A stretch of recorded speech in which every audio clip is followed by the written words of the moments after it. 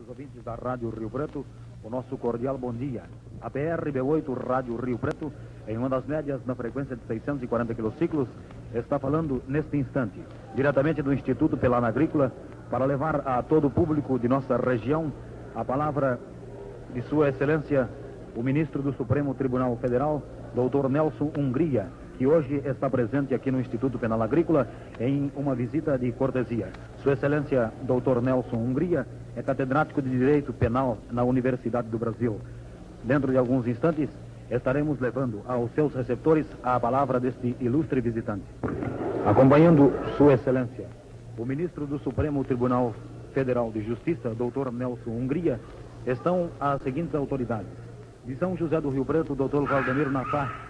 Ainda de Rio Preto, Dr. João Beltrán, Dr. Francisco Gutierrez, Dr. Renor Pereira Braga, Dr. Walter Guimarães Fogaça, Dr. Gabriel Cesário Cury, Dr. Felizardo Calil, juiz de direito de Lins, e Dr. Austor, promotor público da cidade de Lins, e ainda Dr. Buzini de São José do Rio Preto. Neste instante, senhoras e senhores ouvintes da PRB8 Rádio Rio Preto, juntamente com as demais autoridades presentes, dirigem-se para o palco onde está localizada a mesa, onde será efetuada a sessão. Sua Excelência, o Ministro do Supremo Tribunal Federal de Justiça, Dr. Nelson Hungria. Já se preparam todos, tomando assento na mesa, para que seja iniciada a sessão solene de hoje aqui no Instituto Penal Agrícola de São José do Rio Preto. Neste instante, senhoras e senhores, vamos ter a abertura da sessão na palavra do Dr. Javier de Andrade, ilustre diretor do Instituto Penal Agrícola de São José do Rio Preto.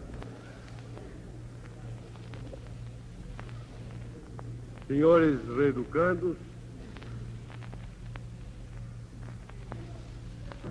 o Instituto Penal Agrícola de São José do Rio Preto sente-se honrado com a visita que neste momento lhe faz o notável criminalista, o extraordinário professor, o honrado e digno Dr. Nelson Hungria, ministro do Supremo Tribunal Federal. Sua Excelência, que é bastante conhecido nos meios forenses do Brasil,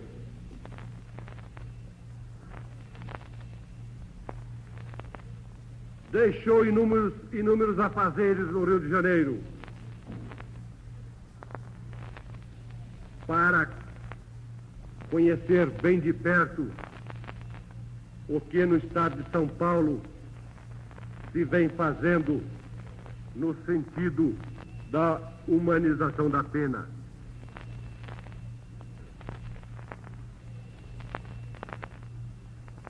Quem no Brasil que pretenda falar em direito penal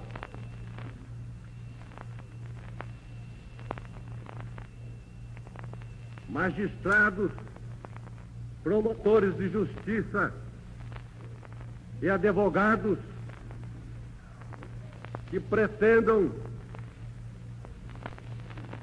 fundamentar os seus trabalhos sem forçosamente de procurar amparo, de procurar fundamento, de procurar alicerce nas lições do extraordinário professor Nelson Hungria. Sua Excelência, que é o campeão da humanização da pena, vem constatar que no Instituto Penal Agrícola de São José do Rio Preto, os homens que aqui se encontram recolhidos, os sentenciados que tiveram a desgraça de infringir a lei penal, são aqui tratados com humanidade, Sua Excelência compreende que não é com o poder da baioneta que se consegue readaptar o homem ao convívio social. É com carinho, é com trabalho, é com dedicação, é com espírito de solidariedade que o sentenciado poderá voltar um dia ao seu convívio, ao convívio social. Portanto, senhores reeducandos, dentre todas as visitas ilustres que temos recebido, nenhuma outra é mais importante, ou foi mais importante do que a do professor Nelson Hungria.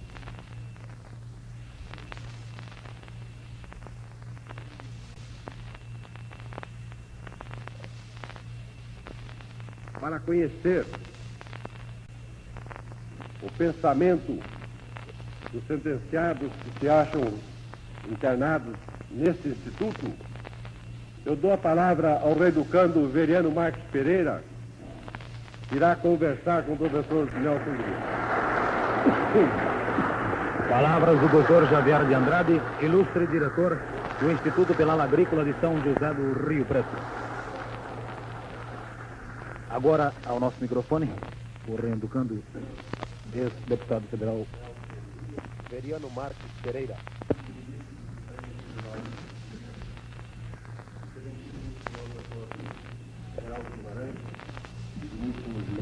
Da segunda vara criminal. Excelentíssimo senhor Dr. Javier de Andrade, digníssimo diretor do Instituto Penal Agrícola de São José do Rio Preto, ao qual, por circunstâncias alheias à minha vontade, por fados ou pelo destino, me acho internado.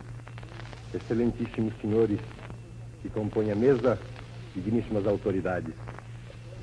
Como sentenciado, como mandante de um latrocínio, figurando nos rol dos culpados, hoje eu falo em nome dos sentenciados internados no Instituto Penal. Falo, senhores, falo, excelentíssimo senhor Dr. Nelson Hungria, falo com satisfação, porque estou falando também em nome de seres humanos. Estou falando também em nome de homens. Assim, excelência, como arauto dos homens que aqui vivem internados, não podendo traduzir perfeitamente bem o contentamento que vai nessas almas humanas, porque sou portador de um vocabulário simples. Dentro desta simplicidade, excelência, procurarei sintetizar o que vai na alma desses homens, dessas crianças, dessas esposas, dessas irmãs e de todos os que vivem sob a direção de Dr. Javier de Andrade. Excelência, para nós, os reeducandos, é de grande extensão, é de um tamanho que não se pode bem, por intermédio das palavras, estender o significado da visita de Vossa Excelência. Porque aqui, excelentíssimo senhor Dr. Nelson Hungria, nós vivemos presos sob a nossa palavra empenhada. E por uma coisa que representa mais ainda, pelo carinho que nos é dispensado, pela atenção com que somos tratados, pela maneira com que os nossos problemas são resolvidos. É só assim, excelência. Eu sei perfeitamente bem que não é necessário dizer a Vossa Excelência. Vossa Excelência, como grande criminalista, como professor em direito, como homem acostumado, habituado a manusear os processos, procurando esquentar a sua memória para melhor resolver a situação penal no Brasil, conhece perfeitamente bem tudo que Vossa Excelência neste instante presencia. apenas, Excelência, para dizer como vivemos aqui. Nós somos aqui, hoje, quase 500 pessoas, entre reeducando e dependentes. Aqui estão as pessoas que o Estado não cuidou quando deixou no Código Penal os capítulos, os artigos para condenar o homem que desliza. O Estado não pensou nas crianças, nas esposas, nas mães que ficam abandonadas nas ruas. Não pensou nos futuros delinquentes, porque a criança crescendo abandonada, sem pai, a mãe preocupando-se com o trabalho por faltar o salário do esposo, é obrigada a desdeixar a educação do filho. Esse filho, Excelência, esse filho, senhores, só tem que trilhar a senda áspera e pedregosa que o conduzirá ao crime mais tarde. E assim, nesse Instituto Penal, entregue a sua direção a um homem que digam o que quiserem de sua pessoa, mas eu conscienciosamente, não com espírito bajulador, traduzo fielmente os seus atos para que todos tenham nos seus feitos, aqui dentro, a maior prova da sua personalidade, do seu amor ao próximo. Esse homem, Dr. Javer de Andrade,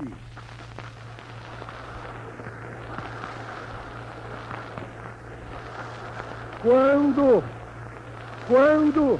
assumiu a direção do Instituto Penal de São José do Rio Preto, quando as primeiras levas humanas para aqui vieram, porque depois de aqui aportadas foram consideradas outra vez pessoas humanas, porque antes, enquanto atrás das muralhas, enquanto enfrentadas pelas baionetas caladas, nada mais eram do que julgadas como feras.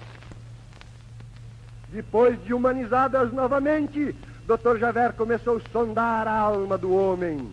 Começou a ver quanta falta lhe fazia a esposa. Começou a conhecer os problemas através das cartas que chegavam a este instituto. Começou a inteirar-se da maneira que vivia as famílias que estavam lá fora.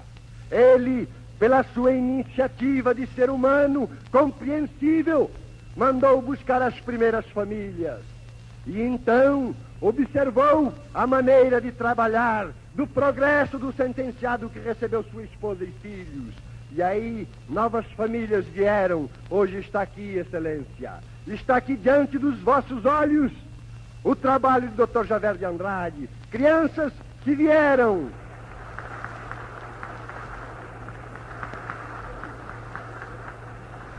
Crianças que vieram, muitas, quase que a maioria absoluta, doentes, verdadeiros jardins parasitológicos, famintas, sem escolas. Aqui vieram encontrar o pão farto e sadio. Aqui vieram encontrar os cuidados médicos necessários. E aqui vieram encontrar os bancos escolares. Temos 3 salas de aulas em 3 períodos, de manhã, à tarde e à noite. Dos 200 e tantos sentenciados, tantos vivem na lavoura, outros no retiro, outros em trabalhos burocráticos, nos viveiros de plantas de mudas, e assim é distribuído os serviços a todos. E assim, Excelência, vivemos aqui, trabalhando, uns esperando o benefício da justiça, outros esperando que se faça justiça. Assim, Excelência, em nome dos meus companheiros de infortúnio, em nome deles, eu quero, como arauto deles, fazer um pedido a Vossa Excelência. Publicamente, não para que eu cresça no conceito deles, porque eles sabem perfeitamente quem eu sou, a maneira de tratar com eles todos. Peço porque é a minha obrigação, peço porque muitos deles pediram. Veriano, peça ao Dr. Nelson Hungria. É o que eu vou pedir a Vossa Excelência, é o seguinte: o homem vive aqui, trabalha 2 anos e meio, ganha uma comutação de pena no colendo Conselho Penitenciário, por unanimidade de votos. Depois, Excelência, medite, Excelência, depois dos membros do ilustre Conselho Penitenciário, examinar os autos, os documentos, as folhas corridas, as informações da diretoria desta casa, resolve comutar a pena deste sentenciado por unanimidade de votos. Esse sentenciado se enche de satisfação. Os que não têm família aqui, escreve-se para os seus lá fora. Brevemente estarei com vocês. Dizem isso, Excelência, porque os que por aqui passarem jamais delinquirão. Um número muito baixo poderá, infelizmente, um número muito baixo poderá desmentir a reeducação desta casa. Um número muito pequeno, muito reduzido, poderá voltar a delinquir. Mas aqueles que escrevem às suas famílias, dizendo do seu breve regresso, depois espera 2, 3, 4, 5, 6 meses, quando vem a decepção. Sua Excelência, o Ministro da Justiça, acaba não desrespeitando o parecer do Coleno do Conselho Penitenciário, afrontando o comportamento deste homem, o trabalho, não crendo nos informes da diretoria desta casa. E Sua Excelência, o Ministro da Justiça, acaba indeferindo este pedido. É um golpe quase que fatal. Este é um dos grandes problemas, Dr. Javer de Andrade, porque o homem, quando espera, cheio de confiança, crendo em Deus e nos homens, e depois vê essa sua fé, essa sua esperança frustrada por um homem que não conhece o seu comportamento, por um homem que não vê como ele molha a camisa com o suor derramado nas ruas do cafezal, por um homem que não sabe que esse homem hoje está com a mão calejada, com a pele cisnada, tostada pelo sol, pelo amor da liberdade, para voltar, para cumprir com a sua palavra empenhada. Esse homem acaba esmagando com apenas uma assinatura a esperança de um homem, de muitos filhos, de uma esposa e de mãe. Assim, meu companheiro, peço, quando Vossa Excelência regressar ao Rio de Janeiro, com toda a influência que sabemos que Vossa Excelência possui, Vossa Excelência poderá muito bem, poderá, doutor Nelson, para os que vivem no Instituto Penal Agrícola de São José do Rio Preto e em outros institutos penais. Assim, Excelência, em nome dos meus companheiros, eu desejo a Vossa Excelência toda a felicidade dentro desta casa, ao regressar para o lado de sua família, aos seus familiares, e que Deus abençoe toda a existência de Vossa Excelência. Essa é a minha dica. Palavras do Renzo Veriano ao microfone da reportagem de BR-B8, Rádio Rio Preto. Aliás, um furo de reportagem aqui diretamente do Instituto Penal Agrícola, quando estamos irradiando as palestras desta sessão solene levada a efeito por ocasião da visita do Dr. Nelson Hungria ao Instituto Penal Agrícola de São José do Rio Preto. Neste instante, senhoras e senhores ouvintes, vai usar da palavra Sua Excelência Dr. Nelson Hungria, Ministro do Supremo Tribunal Federal de Justiça. Que foram aqui pronunciadas pelo diretor desta casa, o Dr. Javer de Andrade. Foi, como viram, um punhado de flores, um punhado de pedras e rosas que ele atirou sobre a minha cabeça. O meu ilustre colega timbrou por mais de uma vez em me chamar de professor. Mas se existe, senhores, um professor aqui neste recinto, é o Dr. Javer de Andrade.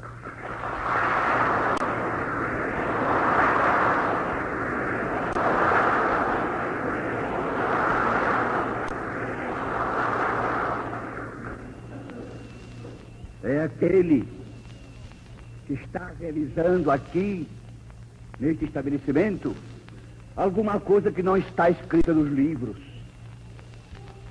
mas que ele tem aprendido pela sugestão da sua própria experiência. Esse trabalho que ele está concretizando aqui nesse Instituto Penal, a lei não disciplinou, a lei não regulamentou, que ela deixa para homens como ele, devotados, consagrados à causa da execução da pena e da recuperação, da restauração dos criminosos. Essa tarefa de poder compreender as almas que aqui vêm ter e tratá-las de modo que elas não se incompatibilizem cada vez mais com a sociedade, mas que, ao contrário, se harmonizem com ela. Ao contrário, reconheçam nela não o propósito de esmagar, de humilhar, de deixar, mas de levantar, de reabilitar, de recuperar para si um elemento útil. O que aqui se está fazendo é um refazimento de homens. Todos nós, senhores, somos iguais. Houve um grande cientista que afirmou um dia a existência do chamado criminoso nato, aquele que já nasce para o crime, aquele que já nasce fatalizado para a delinquência. Mas essa teoria não é verdadeira. É uma teoria inexata. No fundo de cada um de nós pode haver um criminoso em potencial. No caminho da vida, muitas vezes, um acontecimento de acaso, um episódio inopinado, pode nos transviar, pode nos desviar do caminho certo, do caminho direito, para as veredas da reação pelo crime. Nenhum de nós pode dizer que jamais praticará um crime. Tudo depende da ocasião, tudo depende da pressão dos motivos, tudo depende do favor das circunstâncias do momento. Todos nós podemos estar sujeitos a ser salteados na volta dos caminhos pela conspiração dos motivos que levam à prática do crime. É verdade que nem todos nascem com a mesma possibilidade de contenção, de autogoverno. Uns são mais débeis com seu poder de inibição, outros reagem mais facilmente. Mas para esses que não seguem pelas suas próprias disposições orgânicas, não podem seguir aquela pauta comum, aquela pauta que o comum dos homens segue, para esses devia haver uma educação especial, desde criança, desde a escola primária.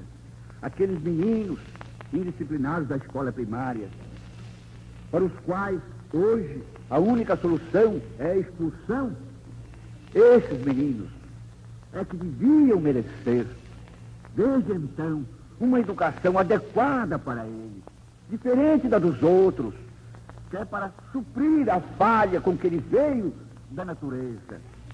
Ele não foi beneficiado como os outros, não foram felizes como os outros, que tiveram uma organização íntima, moral, normal, de modo que, ao invés disso, a sociedade descuida-se desse problema, deixa que todos se criem ao sabor dos acontecimentos, ao Deus dará.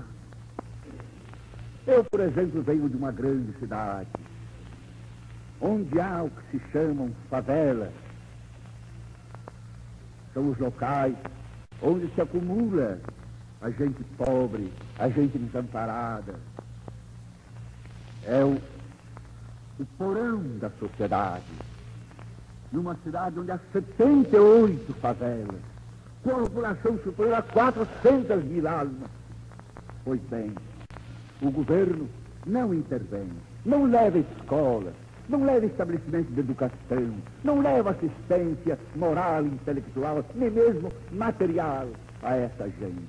Verdadeiramente admirável que as crianças que ali nascem, naquela feira de todos os infames, de todos os vícios, de todos os pecados, de todos os crimes, ainda há crianças que vêm dali e que não vão até o crime. Aliás, o crime é um problema, é um enigma que ninguém até hoje pôde decifrar. Os homens têm se debruçado sobre ele para buscar a razão por que é que incide no crime, por que é que se reage pelo crime. Há situações de verdadeira perplexidade. Por que é que o filho da favela, aquele deseducado, aquele que recebeu da vida somente as amarguras, as dores, os atropelos, no entanto é incapaz de praticar crime? É incapaz, prefere lamber asfalto do que furtar um cruzeiro. E, no entanto, outros, filhos de gente rica, que foram criados em berços de ouro, vão para o crime, entregam seu crime. Como? Por que isso? A solução única é de reconhecer-se que tudo não é mais do que um problema de educação. Não indaguemos das causas primárias que levaram à reação pelo crime. Vamos tentar reeducar este homem. Vamos procurar transfundir nele o mínimo necessário para que ele possa conviver na sociedade sem desrespeitar as leis. Segundo a tradição, a sociedade, ao reagir, ao reprimir os criminosos, usava de processos os mais cruéis. Usava de processos só igualáveis àqueles que se usam na guerra entre os inimigos. Mas, no correr dos tempos, foi-se verificando que isso não era meio de tratamento. Os maus tratos, a humilhação, o castigo exasperado não reforma as almas, não reforma os caracteres. Ao invés de rebaixarmos esse homem à condição de castigado, nós temos de compreendê-lo, de ter confiança nele e de fazer com que ele sinta que nós temos confiança nele, que nós acreditamos que existe nele alguma coisa de bom ainda aproveitável, e que dessa boa, e que essa pequena semente que há nele pode ser cultivada, e ele pode transformar-se num elemento útil à sociedade, num elemento bom, que pode voltar para o convívio social.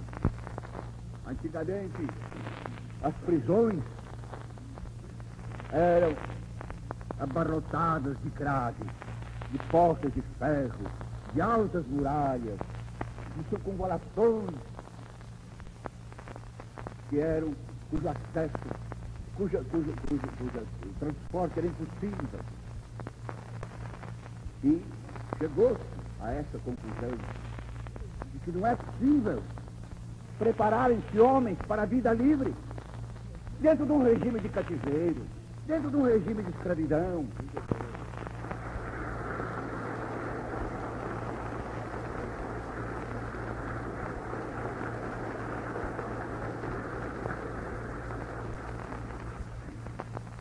Era preciso um outro regime, um regime que não inibisse, que não impedisse que esse homem continuasse em contato com a liberdade. E surgiu então a ideia feliz dos institutos agrícolas, das colônias penais agrícolas, sem ferrolhos, sem aldravas, sem muralhas, sem portões de ferro. Essa iniciativa nós devemos a um desses grandes beneméritos da humanidade. No caso, ele se chama Kellerhaus. Esse homem que eu considero um verdadeiro santo, que eu considero mais digno de figurar no calendário do que os santos para o contato com a terra. Então dizia ele: aquele que se curva para a terra, levanta. O homem melhora a terra e a terra melhora o homem. Mas isso através de um trabalho limpo, um trabalho que não seja imposto como um castigo, mas como uma medida que o próprio condenado reconheça como um elemento indispensável para a sua reabilitação, para a sua recuperação social. Não tratemos como, não mais tratar-se do criminoso como se fosse a ovelha presa, mas tratá-lo como quem o compreende, que pode penetrar na sua vida, conhecer o seu passado, as razões que o conduziram ao crime. Um lar pobre, uma escola que não o compreendeu. Muitas vezes até no quartel, quando sorteado militar, não o compreenderam. Ele, pelo seu temperamento especial, não se submetia à disciplina régia do quartel. E em seguida ele veio para a vida. Meios inconvenientes, más companhias, ocasiões propícias, tudo se acompliciou, tudo conspirou para que ele caminhasse para o crime. Pois bem, a nossa tarefa é retraçar a razão por que esse homem foi para o crime, ao invés de tomar o caminho dos outros, o caminho da gente feliz, que se chama o homem normal. E procurar ver se se pode suprir, se pode ainda é tempo de salvá-lo de si mesmo.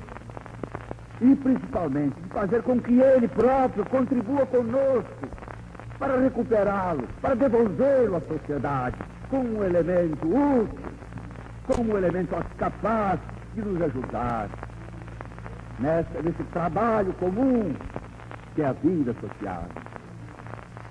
De modo, senhores, que é com grande satisfação que eu vejo tão bem compreendido o problema em São Paulo. São Paulo está dando um grande exemplo ao resto do Brasil. Mais do que isso, a América Latina.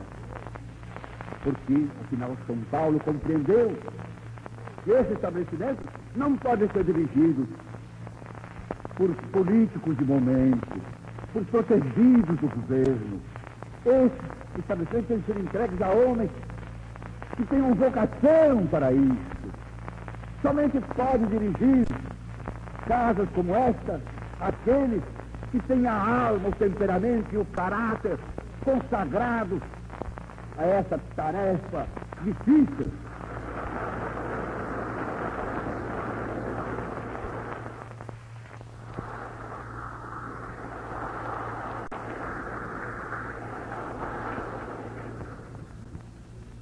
Homem que possa compreender a psicologia de cada um dos nossos que aqui veio e que se abstenha de qualquer medida mais violenta, ou então fazer-se como ele faz, como se está fazendo nesta casa. Aqueles demasiadamente rebeldes, aqueles que não podem de todo se adaptar, se ajustar ao convívio daqui, e remetido para outro local. De modo que seja esse o único castigo, a única medida disciplinar que se possa usar, é afastá-lo desse meio bom, desse meio em que se permite até que o internado não seja afastado de sua família, e que ele tenha a felicidade de conviver com a sua mulher, com a sua esposa e com seus filhos. É isto o atestado de que a sociedade não quer esmagar, a sociedade não quer espezinhar, a sociedade quer apenas levantar, quer apenas reabilitar, quer apenas fazer dos internados um homem como os outros. Senhores, eu ouvi o apelo que o vosso intérprete me dirigiu. Esse homem inteligente, esse homem de cultura, esse homem que é, em face da acusação sobre ele pesa uma verdadeira incógnita. Como é possível que esse homem tenha sido levado à prática de um crime tão grave como esse que é imputado? Há qualquer coisa errada nisso, qualquer coisa que não se compreende, que ouve. Por quê? Como? Um homem aparelhado para a vida, para a luta, pelos meios legais. Como esse homem se desviou? Ele próprio se admira de que o acusem disso. Ele repele de si a acusação do crime. E estou informado de que o seu processo está mesmo em fase de revisão.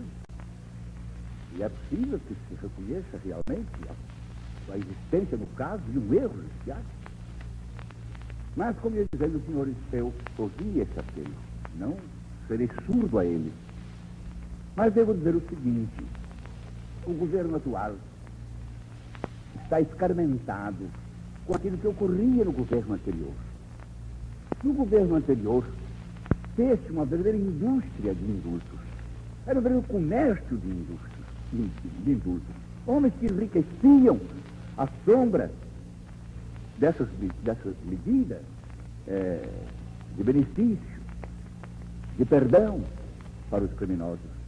Eram apontados os intermediários, os corretores de indultos. Por outro lado, está ocorrendo na atualidade um fenômeno de grande recrudescência criminal, notadamente nos grandes centros urbanos. A superpopulação criou uma série de problemas quase insolúveis, e daí resultando os chamados marginais, os desajustados, os indivíduos que não encontram outro meio de solução senão este, o de ganhar a vida pelo crime. Crimes contra a propriedade, crimes contra a vida, os conflitos constantes, né?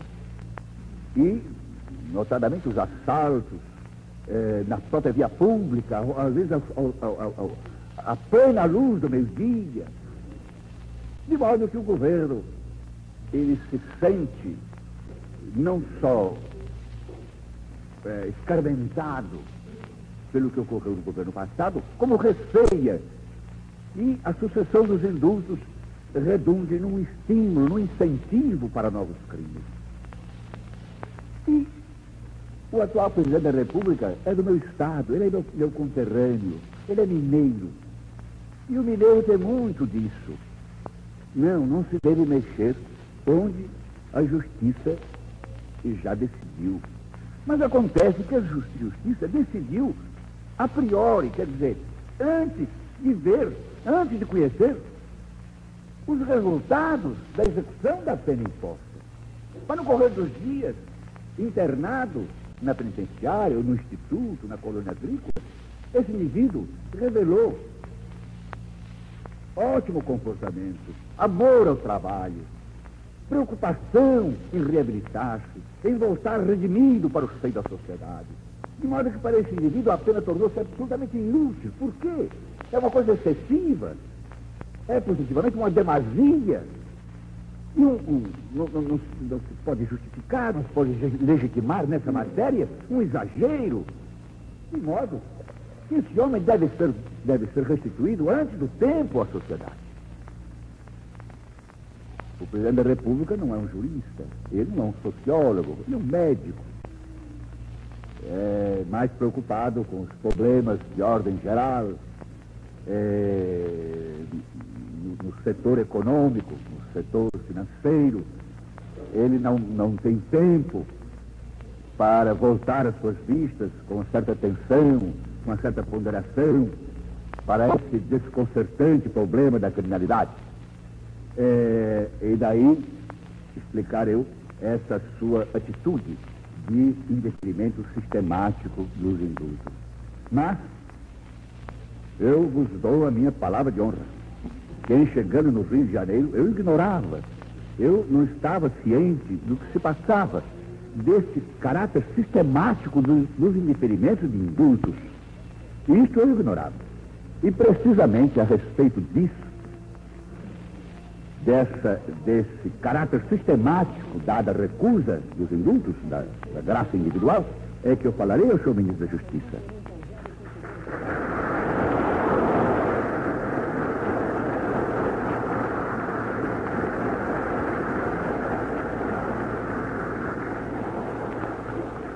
E antes de formular o pedido, eu quero, o mais possível, transmitir a Sua Excelência a impressão que levo desta casa, como levo também do Instituto Penal de Bauru, onde também está realizando qualquer coisa de admirável, de notável, no sentido da regeneração daqueles que uma vez delinquiram. De modo, senhores, que eu me congratulo convosco, porque viveis num Estado que é aquele que madruga para as grandes conquistas sociais no Brasil. É o Estado vanguardeiro, é o Estado que antes dos outros está resolvendo esse problema que até hoje tem sido com aquela famosa espinho de Tebas, que os viajores que passavam diante dela dizia: ou me decifras ou eu te devoro. Pois bem, São Paulo está decifrando a criminalidade para não ser devorada por ela. Palavras de Sua Excelência, Dr. Nelson Hungria, Ministro do Supremo Tribunal Federal de Justiça, ao microfone da Rádio Rio Preto, nessa reportagem diretamente do Instituto Penal Agrícola de São José do Rio Preto.